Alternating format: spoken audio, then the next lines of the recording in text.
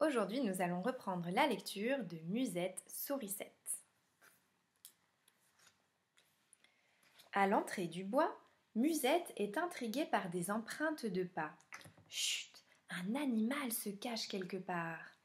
Tête fripée, peau tachetée, allure fatiguée. Qui a-t-elle vu?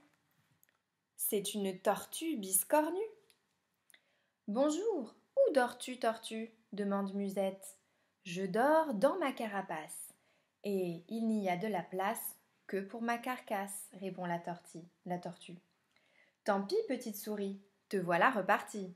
Et trotta petit pas, Musette cherche un autre endroit.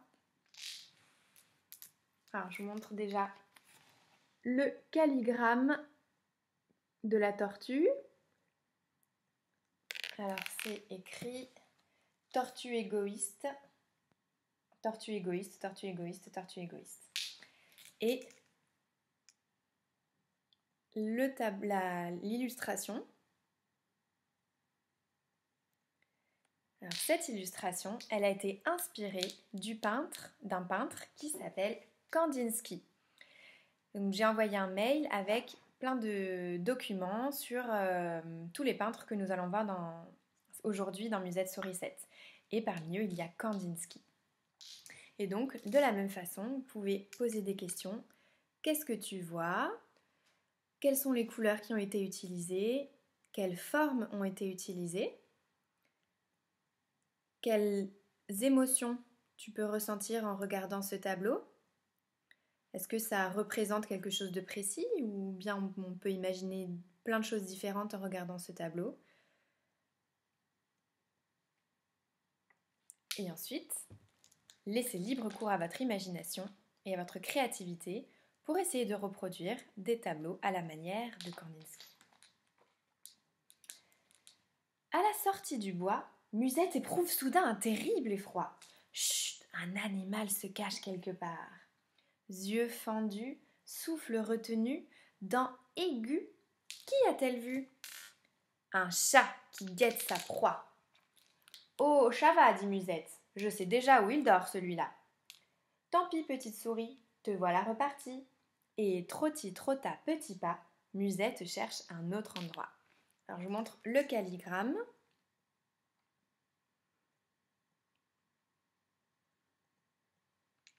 Sur lequel il est écrit chat prédateur en boucle. Chat prédateur, chat prédateur, chat prédateur. Et l'illustration.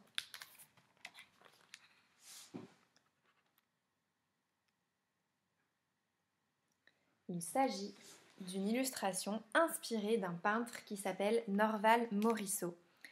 Et là, de la même façon, vous trouverez dans le mail que j'ai envoyé plein de documents sur Norval Morisot.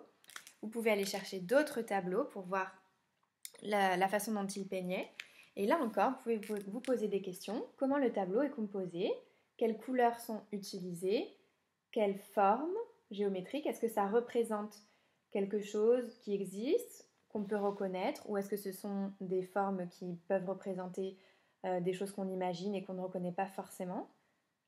Est-ce que c'est impressionniste ou est-ce que c'est figuratif? Est-ce que ça représente vraiment quelque chose qui existe? Comment les couleurs ont été utilisées aussi pour faire le fond.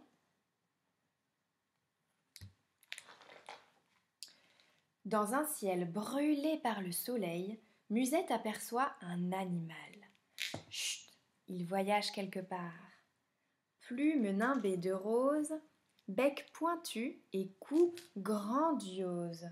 Qui a-t-elle vu? C'est un flamand qui vole dans le vent. Bonjour, flamand rose. Où dors-tu? Demande Musette. Je vais où le soleil se trouve, répond le flamand. Je migre vers l'Afrique en bravant tous les dangers. Je reviendrai au printemps. Tant pis, petite souris, te voilà repartie. Et trotta petit pas, Musette cherche un autre endroit. Je vous montre le calligramme où il est écrit flamant rose courageux en boucle, flamant rose courageux. Et sur la page suivante,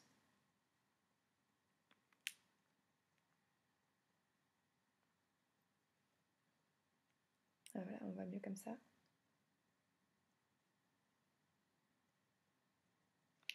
Sur cette page, vous pouvez voir un tableau qui a été inspiré d'un peintre qui s'appelle Paul Klee. Et ce peintre-là aussi, vous avez des documents, ressources dans le mail que je vous ai envoyé. Vous pouvez aller chercher d'autres tableaux pour voir comment il utilisait son art et quelle sorte de tableaux il pouvait peindre. Et là aussi, ça peut donner lieu à plein de tableaux créatifs de votre part à la maison. De nouveau, on peut se poser les questions. Qu'est-ce que vous ressentez en regardant ce tableau? Qu'est-ce que vous voyez? Quelles couleurs sont utilisées? Est-ce qu'il y a des grandes zones colorées ou des toutes petites zones, des grands aplats ou des toutes petites zones compartimentées ou les deux? Qu'est-ce qu'on peut imaginer? Qu'est-ce qu'elle raconte, cette illustration? Et nous verrons la suite la semaine prochaine.